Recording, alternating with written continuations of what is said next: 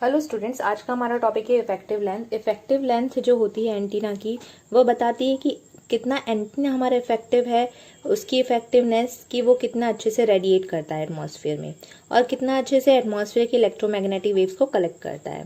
तो effectiveness of an antenna as a radiator और collector of electromagnetic wave energy, ये किससे मेजर कर सकते हैं हम लोग? ये इफेक्टिव लेंथ से मेजर कर सकते हैं। तो इफेक्टिव लेंथ जो होती है वो आपकी वह लेंथ होती है जिसमें प्रैक्टिकली हमारा एंटीना इफेक्टिवली रेडिएट करता है, बट ओरिजिनल जो आइडल केस में हमारी जो टोटल लेंथ होती है वो उससे ज़्यादा लंबी होती है। इस लेंथ, इफेक्टिव लेंथ से हमारी जो ओरिजिनल लेंथ है वो ज़्यादा बड़ी होगी। और हम जो अब दो केसेस हम देखेंगे, ट्रांसमिटिंग एंटीना केस और एक रिसीविंग एंटीना का केस। तो ट्रांसमिटिंग एंटीना के केस में क्या होता है कि हम एक ट्रांसमिटिंग एंटीना दे रहे हैं, जहां मैंने यहाँ पे डायपोल एंटीना लिया है एज अ ट्रांसमिटिंग एंटीना। तो यहाँ पर हम लोग देख रहे हैं कि जो इसको हमने प्लेस किया है एट z=0 और यहाँ से इलेक्ट्रोमैग्नेटिक वेव इस डायरेक्शन से आएगी यहाँ पर, और ये इसका करंट डिस्ट्रीब्यूशन है। तो करंट डिस्ट्रीब्यूशन जैसे आप देख रहे हैं यहाँ पे नॉन यूनिफॉर्म करंट डिस्ट्रीब्यूशन है। एजेस पे जो करंट्स हैं वो कम है और जो सेंटर पे जो करंट है वो मैक्सिमम करंट है। तो यहाँ पर जो इसकी टोटल लेंथ है वो L है और जो इफेक्टिव लेंथ है वो LE है।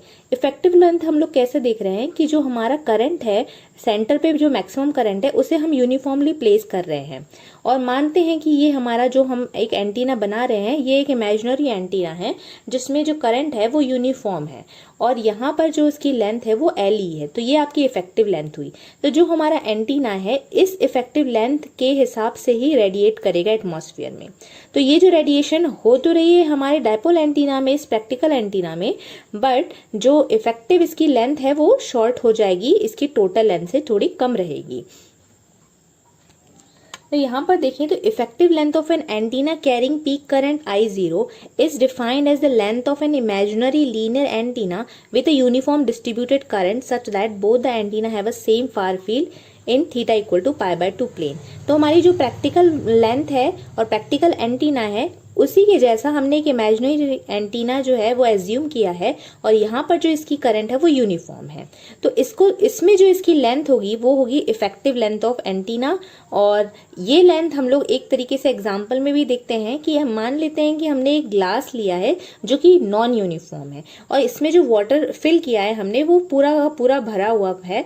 तो ये जो ग्लास है, अगर मैं इसकी जो मैक्सिमम क्रॉस सेक्शन है उसी की तरह दूसरी ग्लास ले लूं और ये जो इसका क्रॉस सेक्शन है वो यूनिफॉर्म रहे, तो जब मैं इस फर्स्ट ग्लास का वाटर जो है पोर करूंगी मैं अपनी सेकेंड ग्लास में, तो आप देखेंगे कि ये जो पूरा वाटर है वो आपकी जो भी लेंथ आएगी, वो जो पूरा वाटर फिल होने के बाद जो लेंथ आएगी वो इफेक्टिव लेंथ जो है वो मैक्सिमम लेंथ से कम होगी। यानी जितना पहले वाटर फिल था, जितनी पहले की ग्लास की जो लेंथ थी उससे ये लेंथ जो है कम होगी। इसका मतलब है कि जितना भी हमने यहाँ पर करंट किया उसे हमने डिस्ट्रीब्यूट कर दिया यूनिफॉर्मली, तो जो लेंथ है वो कम आ जाएगी, इफेक्टिव लेंथ कम आ जाएगी। उसी प्रकार यहाँ पे भी देखेंगे तो जो हमारा रेडिएट हो रही है एटमॉस्फेयर में रेडिएशन और यहाँ पर जो करंट है वो यूनिफॉर्मली अगर हम डिस्ट्रीब्यूट करेंगे तो करंट जितने भी एरिया में डिस्ट्रीब्यूट होगा वो लेंथ हमारी मैक्सिमम लेंथ से कम हो जाएगी। अब इसमें एक कंडीशन अप्लाई है कि ये जो लेंथ है, दोनों लेंथ इनकी मतलब जो फील्ड है, फार फील्ड जो है वो सेम होनी चाहिए, क्योंकि एक्चुअली ये जो एंटीना है वो रिप्रेजेंट तो आपके ओरिजिनल एंटीना को ही कर रहा है, बट इसकी जो कंडीशन है वो हमारे द्वारा एक इमेजिनरी कंडीशन बनाई गई है जिससे हम एक इफेक्टिव लेंथ को निकाल पाएंगे। अब देखिए, हम ट्रांसमिटिंग एंटीना के लिए इफेक्टिव लेंथ कैसे कैलकुलेट करेंगे। तो फर्स्ट ऑफ ऑल हमने प्रैक्टिकल एंटीना लिया है जो कि हमने प्लेस किया है z=0 पर, और इसकी जो करंट डिस्ट्रीब्यूशन है वो है किसी भी पॉइंट पे आपकी करंट डिस्ट्रीब्यूशन IZ से शो की गई है और सेंटर पे या टर्मिनल पॉइंट पे जो करंट डिस्ट्रीब्यूशन है I0 से शो की है। तो I0 जो है आपका current eight the terminal of the actual antenna हो जाता है, और ये जो डायपोल एंटीना है वो अपर साइड में L/2 लेंथ का है और डाउनवर्ड साइड में -L/2 लेंथ का है। तो ये जो लेंथ है इक्वली डिस्ट्रीब्यूट हो गई है, और फिर यहाँ पर जो LE है वो आपकी इफेक्टिव लेंथ है और आपका जो L है वो एक्चुअल लेंथ है। तो एक्चुअल लेंथ यहाँ पे शो ही, इफेक्टिव लेंथ जो है आपने एक और एंटीना इमेजिन किया है जिसकी करंट डिस्ट्रीब्यूशन है वो यूनिफॉर्म होगी, तो ये आपकी इफेक्टिव लेंथ हो गई। अब हमें इफेक्टिव लेंथ कैलकुलेट करना है फॉर ट्रांसमिटिंग एंटीना।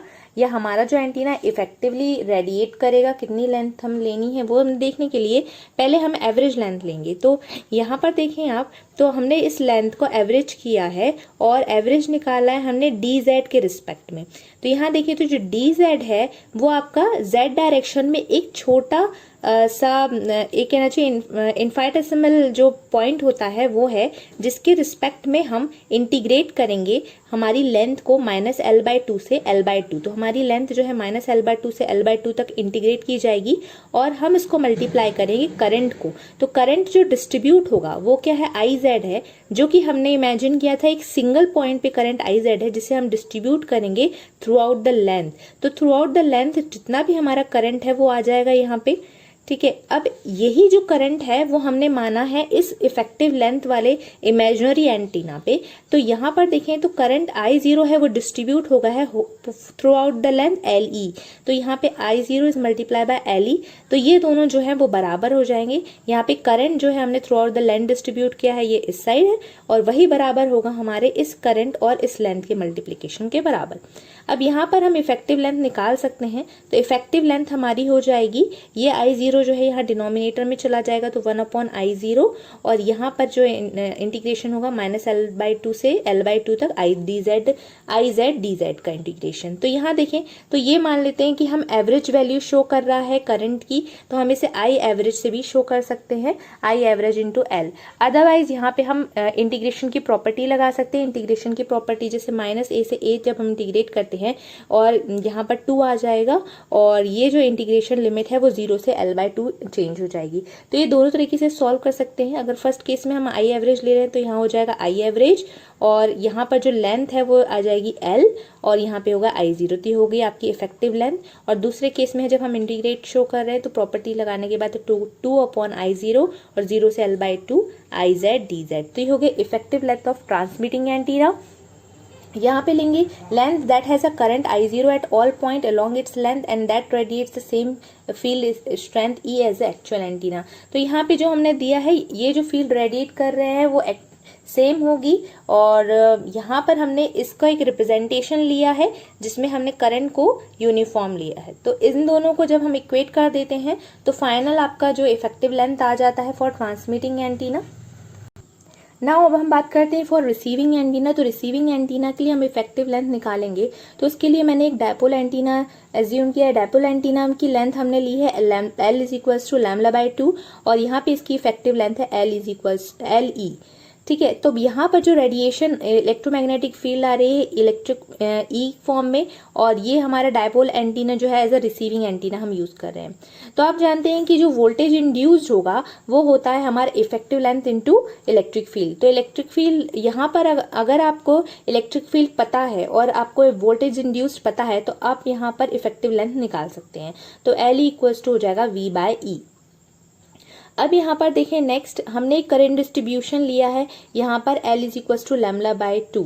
अगर मैं यहाँ कहूँ कि जो करंट है उसके हम एवरेज वैल्यू लेंगे, तो सिनुसॉइडल का अगर आप एवरेज वैल्यू लेंगे तो सिनुसॉइडल एवरेज वैल्यू हो जाता है 2/π, तो ये होगा लगभग 0.64।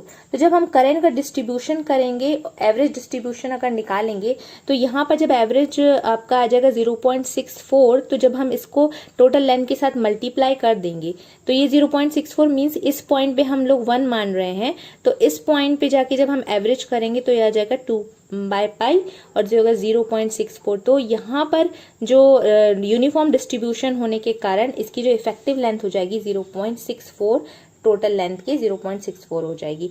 अब उसी प्रकार यहाँ पे अगर हमने डायपोल एंटीना की जो लेंथ है λ/10 लिए, तो ये ट्रायंगुलर डिस्ट्रीब्यूशन आ गया। जब इसकी एवरेज हम लोग एवरेज लेंगे करंट डिस्ट्रीब्यूशन तो आ जाएगा 0.5। जब आप निकालेंगे इसको देखेंगे तो 0.5 आता है। 0.5 इंटू L करेंगे तो आपकी इफेक्टिव लेंथ आ जाएगी। सो यहाँ पर हमने देख लिया कि एंटीना इफेक्टिवली कैसे रेडिएट करता है, उसको मेजर करने के लिए हम इफेक्टिव लेंथ निकालते हैं। तो इसको देखने के बाद इफेक्टिव लेंथ के हिसाब से ही हम बता सकते हैं कि हमारा जो एंटीना है वो कितना इफेक्टिवली रेडिएट करेगा एटमॉस्फेयर में।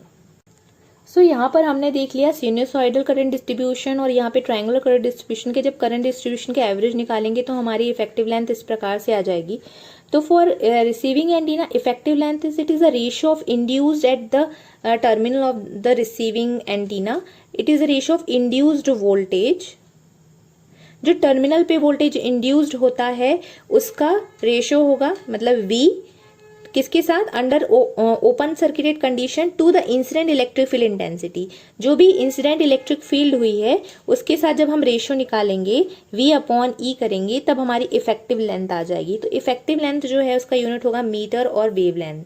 तो यहाँ पर इफेक्टिव लेंथ हमने रिसीविंग पॉइंट पे देखी कि it is the ratio of induced voltage as the terminal and electric field coming from the atmosphere. तो ये जो है आपकी क्या हो जाएगी, इफेक्टिव लेंथ।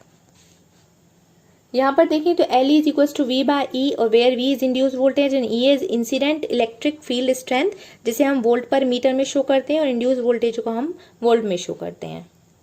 अब नेक्स्ट हम निकालना चाहते हैं कि power, maximum power deliver to the load, तो इसके लिए V मैक्स आ जाएगा आपका by using maximum power transfer theorem.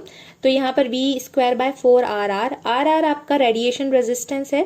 अब मान लेते हैं कि आपका ये जो डायपोल है वहां पर एक लोड के द्वारा ये टर्मिनेट किया गया है, तो ये जो डायपोल है इसको हम रिप्लेस कर देंगे इक्विवेलेंट सर्किट से, तो ये वोल्टेज इंड्यूस्ड हुआ और ये है ZTH जो कि आपका थेवेनिन रेजिस्टेंस हो गया। तो थेवेनिन रेजिस्टेंस जो है डायपोल एंटीना का वो बराबर हो जाता है रेडिएशन रेजिस्टेंस के।